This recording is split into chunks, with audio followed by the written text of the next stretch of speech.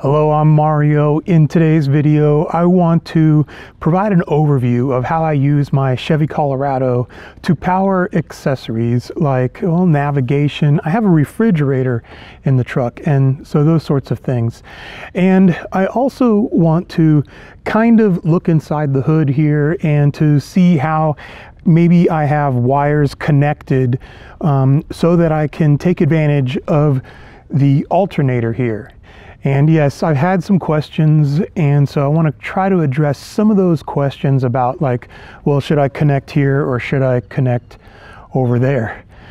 And so I do want to offer one bit of information here, in that I really don't know what I'm doing here, and so I want to urge everybody, I mean, it's really important that everybody do their own research. So this is not an instructional video. I just want to demonstrate to others what I did, and maybe I stumbled across some information, and I just want to share the information with you.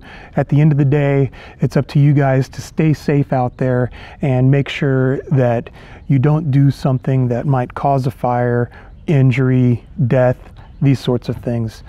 All right, so without further ado, let's take a look inside the engine compartment here and see what I have going on.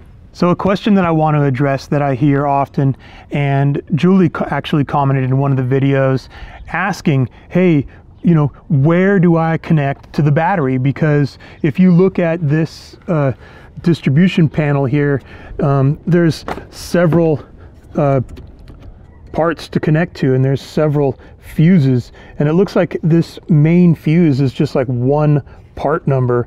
In my case, I have a 150 amp alternator. This was a second gen Chevy Colorado, and so I have the gas V6, and in Julie's case, I think she has a diesel and a 140 amp alternator. So there's going to be differences. She's going to have a larger battery and I guess a 400 amp main fuse. Here I have a 300 amp. But in my approach, what I like to do is avoid using these fuses and simply connect to the alternator over there directly for my main purposes. And I'll show you what that main purpose is. But I will show you an exception. In my case, I have one cable here, and this goes and runs along the firewall. And what I use that connection for is my winch. So I have a Warn Winch, and so this is the controller here, and my my switch, my remote switch, will connect here. And so this is braced here and installed here and connected basically to my battery. There's the positive post for the battery, and it's connected right here. And I believe it is using this 300 amp fuse, which is fine, but it's also going to use energy from the alternator and the battery simultaneously, because I plan on using the winch only when the engine is running. And so I chose this spot here simply because it seemed the most convenient. I could notch out a little spot here and then just with a ring terminal, run that out into that direction. And I say me, but basically this one was actually done at a shop. So just little, I don't want to take credit for that, but I did say that, yeah, I would appreciate it if they could connect it here. So that choice was mine. And this is part of the video where I really don't know what is best. And what I wanted to do was not interrupt any system that might be trying to work off of, say, this 250 amp service here, or even one of these 100 amp services. So for example, I have a relay box here, and there's some fuses in there also, and the diagram is on the back if I was curious, what ran to what. But it seems like this here uses this 250 amp fuse here. Now I don't suspect that anything's going to ever trip that fuse.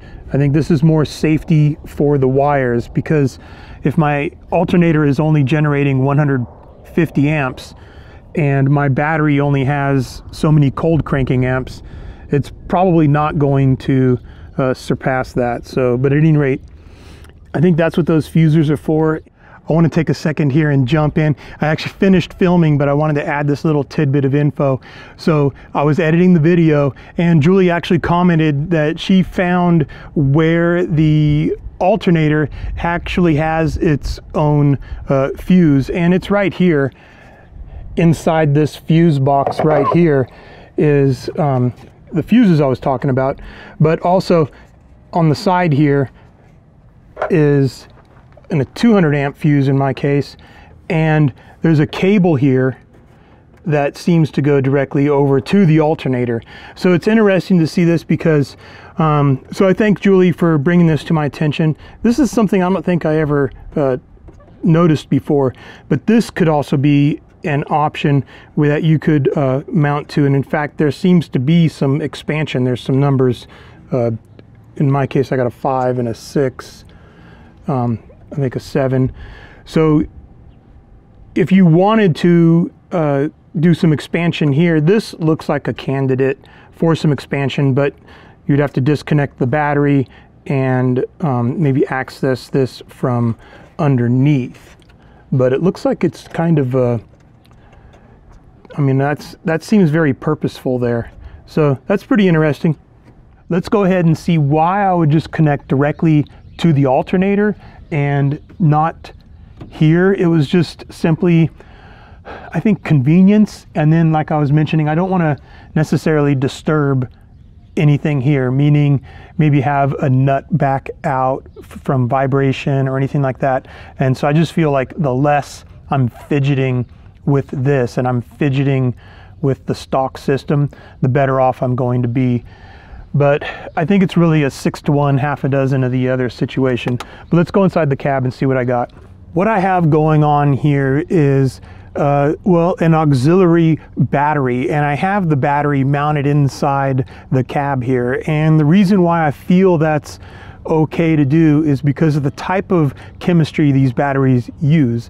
These are lithium iron, if I understand correctly. These are, I have two Battleborn 100 amp hour batteries. So I have a 200 amp hour battery bank here, and what I use is I have to isolate this battery bank from the starting battery. So the battery that came with the truck, I have to isolate that system from here. And so that's why I use this DC to DC charger here. And this is made by Renogy. And this one specifically is a 50 amp DC to DC charger. And it can also accept solar input, meaning you can hook up solar panels to this and also have the alternator charging simultaneously. And so at any rate, I have this DC to DC charger here, and it is pulling juice from the alternator. I mentioned I have a cable connected directly to the alternator, and so that's this cable here, and then I have this circuit breaker. Right now the circuit breaker is open. It's not connected. The DC to DC charger is not connected to anything. So going back to the fuses, now I have a breaker here, and so just like the fuses that the manufacturer provided, those fuses are going to fail before the wire fails. And so I did a similar thing here.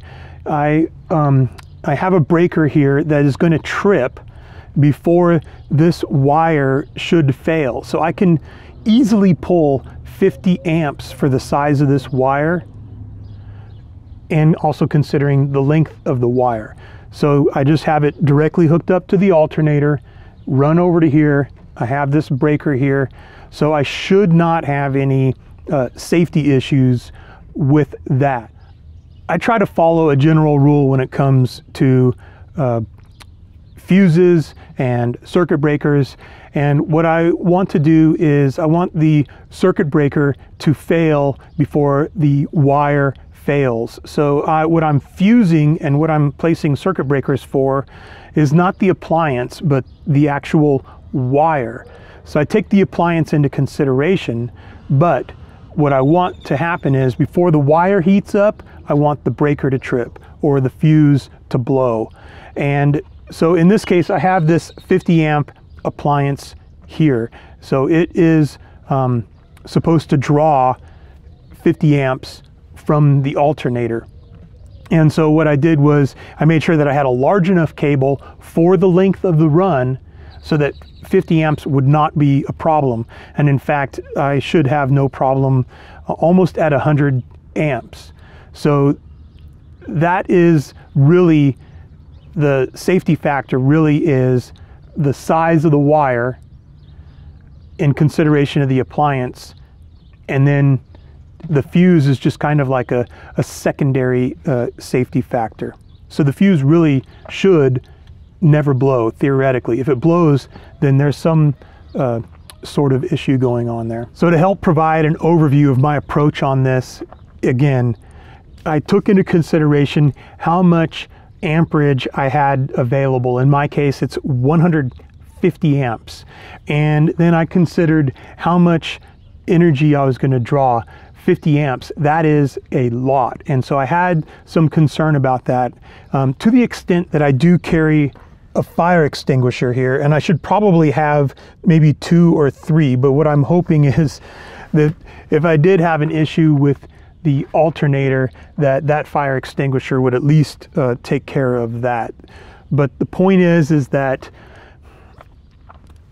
even though I know I have 150 amps available, I really don't understand how much energy the truck is consuming when I, run the AC and I'm climbing a hill and I'm running high RPMs. This is a gas engine. So there's going to be different demands that the truck places on the alternator. And if I'm if the truck is consuming a lot of juice from the alternator at the same time I'm pulling 50 amps here, then that could be a problem. It could prematurely wear the alternator, and then unwittingly there could be a failure and a fire later on because of that premature wear. Or I could just simply overheat it, after taxing it, and it overheats, and then I'm sitting at a light, and then that's when it goes. So there are safety concerns involved here. And so that's another reason why I don't always have these connected. In other words, I'm not always pulling 50 amps from here. So I'm making conscious decisions on when I pull 50 amps from that alternator, because that really is a lot. And most DC to DC chargers, you'll see they run in at about 30 amps.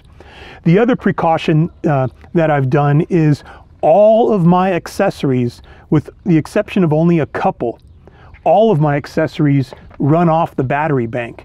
So I'm not taxing all of the extra connections that GM would allow. So the exceptions are this, like for instance, I pull a trailer. So that trailer is actually going to be pulling juice from the alternator. Not a huge amount, but it will. If the batteries are low in the trailer, it'll pull some juice, and it'll also be running the lights. Now I have LED lights, and I don't want to get into all of how much it's pulling, but as an example, I do that. The trailer is an accessory that taxes the alternator. So what I try to do is use the stored energy here to run all of my accessories. So for instance, I have a Garmin inReach. It is plugged in to the battery bank. And let's go inside the cab and I can kind of show you the other stuff too. So I'm sitting in the driver's seat, and right here I have, the lighting's not going to be great, but I have a phone here. I have a navigation system here, and I have my tire pressure monitoring system here. I also have a display down here, and this display is for my rear view and side view cameras on my trailer. And I also have a refrigerator, and I also have a Sirius XM radio, and I have a handheld CB radio, and in here I have a GMRS radio. So all of those items are actually running off of the battery bank, my lithium battery bank. And also, I almost forgot, I have, lights. I have lights in my front bumper. I have lights up there, and I have lights on my custom rack. So all of those lights are running off of the battery bank. And so the reason why I'm rambling on and on about this is that any accessory that I added, if it was possible, I put it onto the battery bank. So I mentioned a couple of things that were exceptions, like, when I pull the trailer, it's powering lights, it's actually powering some cameras and the winch. So the winch, I just didn't want to overtax my battery bank. I wanted it to work off of the lead acid battery and the alternator at the same time. That's a better combination because it's a large draw. Another accessory that I have, which I run off of the battery bank without even the engine running, is I have an ARB air compressor, a twin compressor that also runs off of that. So I just wanted to share with you guys that when you look at it at the surface, it might seem like I didn't put a lot of thought into it, but I did put a lot of thought into it, and that's why I feel safe. And what I'm urging others to do is just don't leap into it. And I put a lot of thought, pen to paper, and measured distances for runs. I ran string to get the distances for my cables and to get the right gauge cables. I used the correct terminals. When I crimped, I went marine grade, so that means I had tinned copper anywhere and everywhere that I could, and that includes the expensive cable and so on and so forth. Even the heat shrink tubing that I was using, I used the marine grade, meaning it has glue inside. So yeah, it wasn't just a simple, straightforward thing that I did. And so when you see what I've done here, I appreciate that you guys have the questions, but it's also going to be impossible for me to explain how to do it, how others should do it. So that's why I don't offer that information. I'm not, I'm showing you what I did, but I can't tell you guys how to do your project, because basically it has to be engineered to make sure that it doesn't fail. All right, so that's kind of it. I wanted to also, I'm going to swing back around because I want to show you guys. I'm going to actually make a little change here. Okay, so you might have noticed this white box here, and so I chose to go with Renogy for my DC to DC charger for different reasons. This first one here, it actually failed out of the box. So I bought 2 of these things, and at the time COVID was going on, and at any rate, I ended up forking over dough out of my pocket. I didn't even, they were having issues with their customer service at that time. I'm not speaking about now. So there were extenuating circumstances, and I was in a hurry, so I bought 2 of these darn things. The first one had failed, but to that point, I bought another Renogy, and I looked at all the other brands out there. I mean, Victron, the one from Australia, I don't know, I can't remember the name. So at any rate, this is what I'm going with this time. I'm gonna replace this. There's nothing wrong with this. It's working, and I like it. But what I'm gonna do is I'm gonna move this one into my trailer, into the travel trailer for my next lithium battery bank project in the travel trailer. And then for the truck, I'm gonna go with this. I'm gonna try this out. This is new to me, but this is a 40 amp DC to DC charger, because what I really, really like about this is just, I can charge my battery bank from 0 to hero relatively quickly, like within hours. And so I've been really happy with the performance of this 50 amp one. And so I didn't want to go with like two 30 amp Victrons, because now I'm jumping up all the way to 60 amps and so on and so forth. So at any rate, my reasoning is that it's kind of really about the amperage that will be available. And I like this number. It's in one package. I should easily be able to mount it in the same spot. So, and the other point being that I thought I might use solar, not necessarily have like a huge solar panel mounted on this truck, but maybe like have like a portable solar panel or something like that. I just don't see the need for it. And I've used this truck to run my trailer. I have an inverter over here, a 2000 watt inverter, and I've actually plugged my trailer into that inverter and ran it off of this. So anyway, that's a whole other story. I'm not saying I ran the AC in my trailer. I'm just saying, you know, I was able to recharge my batteries in my trailer, run some appliances, do work on my laptop, all that sort of thing off of this thing here. So I've used this lithium battery bank, and I still don't see a need for me to have a solar panel for this truck, for this battery bank here. And so that's why I'm going to move this DC to DC charger into my travel trailer, because my travel trailer does have one 100 watt panel. So I don't know what anyway, that's a whole other story, but I just wanted to mention that how much I like the DC to DC charger, and that it's not a supplement to solar panels, and I don't think solar panels even really are a good supplement to this. And I don't have a generator. I don't have a gas generator or anything. My generator is that alternator. So there are limitations. Again, you know, I have to throw that out there. There are limitations.